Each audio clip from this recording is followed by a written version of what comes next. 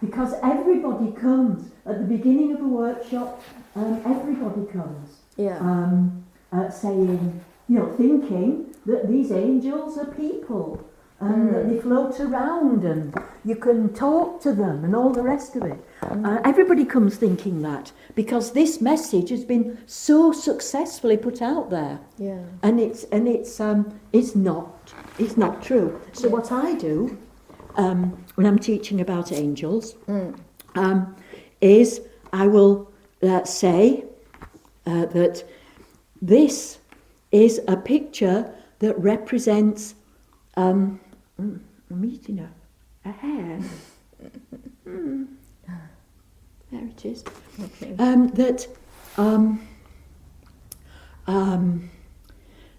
So is that true? Archangel Michael holding a sword? Right. This is a represent. So when somebody it's crackers. What we've been told is crackers, and we all know. My Archangel doesn't have a sword, but the energy can cut.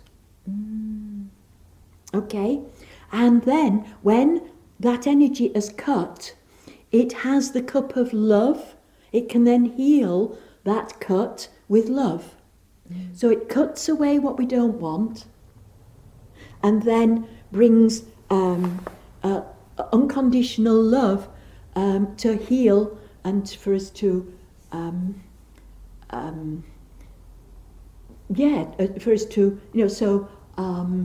if I have a relationship and I leave them, then the way of you moving forwards is to cut the ties to that relationship and then send love to it, so it's complete, and then have the love and the energy for me then to move forwards. So we don't just cut things. Yes.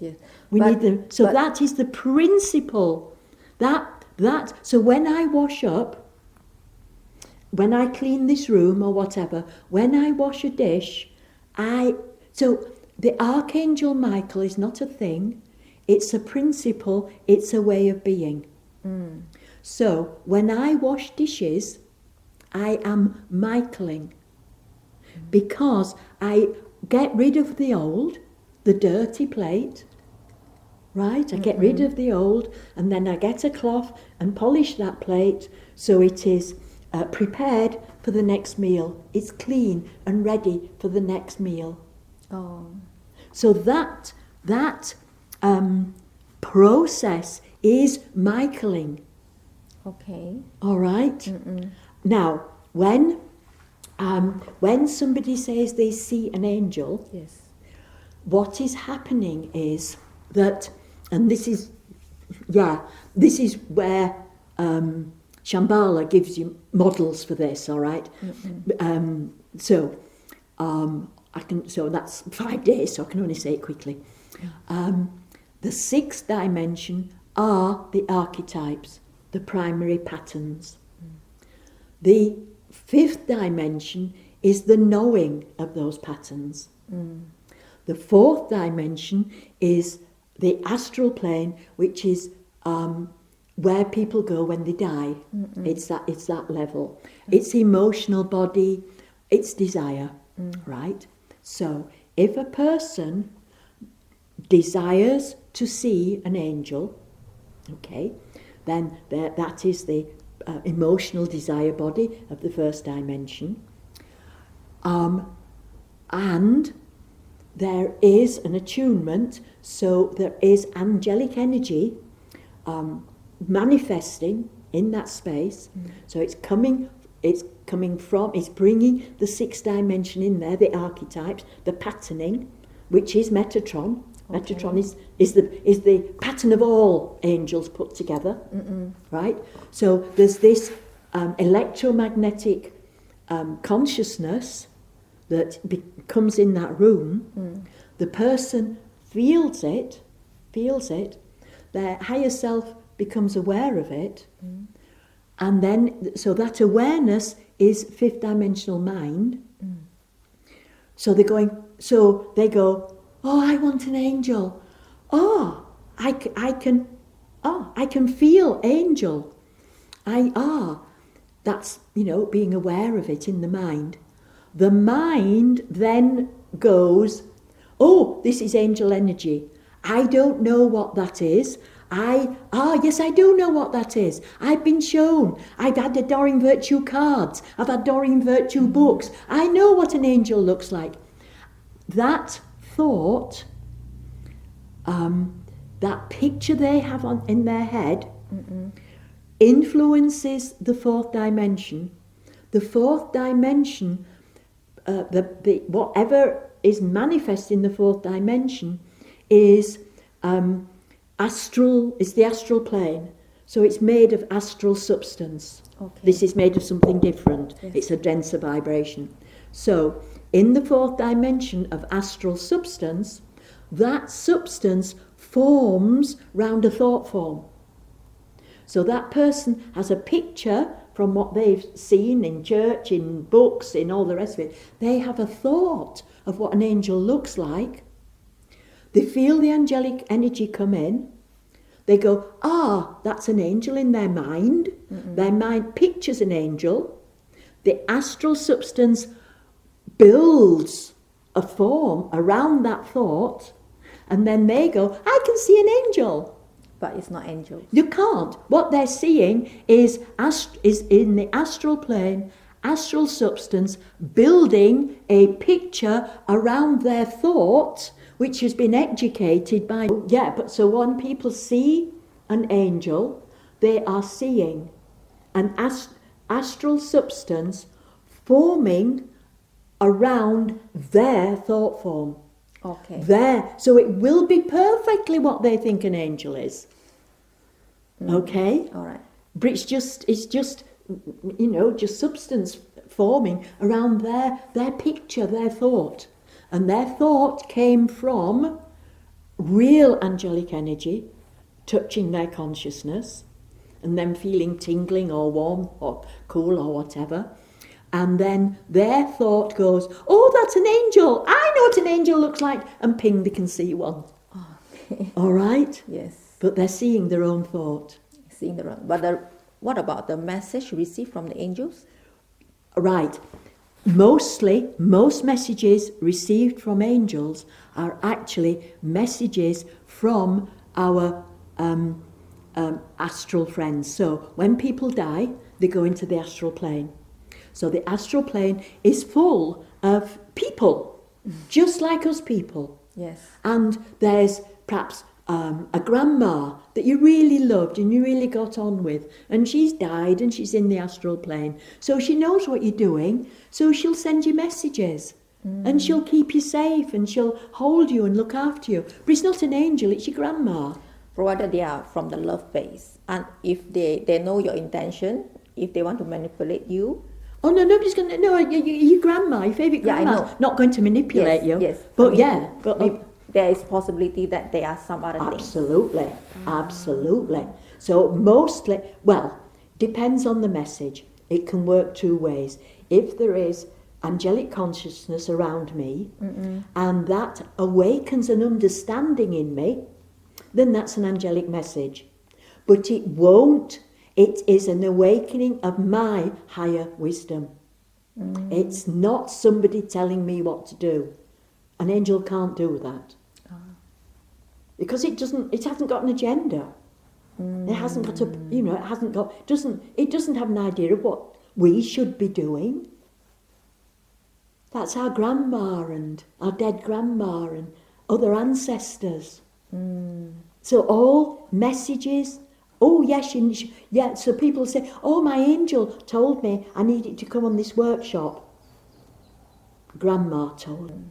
Yeah. Anyone that has an agenda, so with an Angelic Reiki case study, if anyone puts what they like, what they think, what they will, what they want into that, they're not doing Angelic Reiki. Yeah, it's everything themselves. It's them. Yes, it's not a Thai view. It's their the essence of Angelic Reiki is thy will, not my will. Yeah. Whatever you might want, and whoever you might think you connect it to, etc., etc. And it is hard work. Yes. It is hard work changing people. Yeah. And people will understand in the workshop and then go home, and 2 days later they're talking to Archangel Michael again. You know? Yeah. Yeah. So, and it's about, you know, this is what Angelic Reiki is. If somebody wants to do Reiki with angels, then they go somewhere else. Yes. Do some other training. We do not do Reiki with angels. Yeah. There aren't any angels.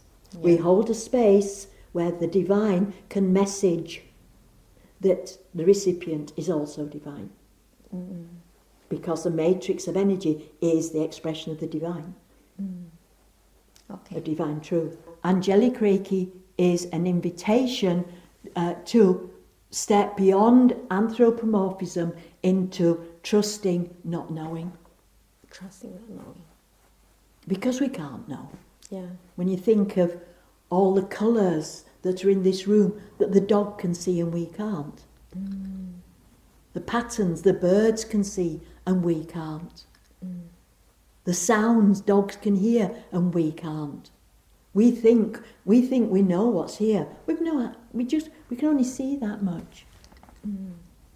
And we don't like that because we think we're in charge and all the rest Does of it it. applies also to those like ascended master Jesus? No, ascended masters are people. This Okay. is totally different. And they will give messages. Or they will give messages. And you can talk to them, and you can discuss with them. So 3 levels. The angelic level, you can't talk to it. I can't talk to washing up. It's a process, not a thing. The next level is ascended masters that you can get messages from and you can talk to. But the message from an ascended master will never have an opinion. And it will never tell you what to do. They get it, that this is the definition of being an ascended master, that they just see everything that is as the already divinely perfect. It's only us that think we've to improve. We don't. Nothing need to be improved Nothing needs to change. because we are divine. Yes. And the dark is the divine as well. That's the biggie. So the ascended masters know we've nothing to do. Like So it's not going to tell us. so can people perceive, they can see ascended master like Kuan Yin? It is possible for ascended master to project his essence or her essence into the astral plane so that it takes form. But it's astral form that one is seeing, not the actual. They're projecting their essence, and it might be that somebody really needs to feel that master is close. And it might be just in meditation that you feel or you see, and it is that master, and they understand, and they've been through all of this. Okay. They've lived on the earth. Yes. They have are done human. all of this, and they understand what we're going through. So sometimes they will project an image so that we can go, oh, Kuan Yin is really close to me, because we need that comfort at the time. Yeah. Okay. So they are just similar to us, just that they don't have physical body. And Yeah, they they're just like your enlightened. grandma, they're dead. Okay, but before they died, they became enlightened. Yes. Okay. That's the only difference. All right. Yeah. Okay. Yeah. So the enlightened means that they totally get it, that the dark is divine, and the only thing to do is be in love with everything that's here and not wish it to be different. If we wish it to be different, then we make it wrong. And that's not loving. And that is the pain. So when the Buddha says life is suffering, another way of, and he says and desire is suffering. That isn't the desire, I want a big car and all the rest of it. It is all desire, because if I have any desire, then I'm making what is here now wrong. Not good enough.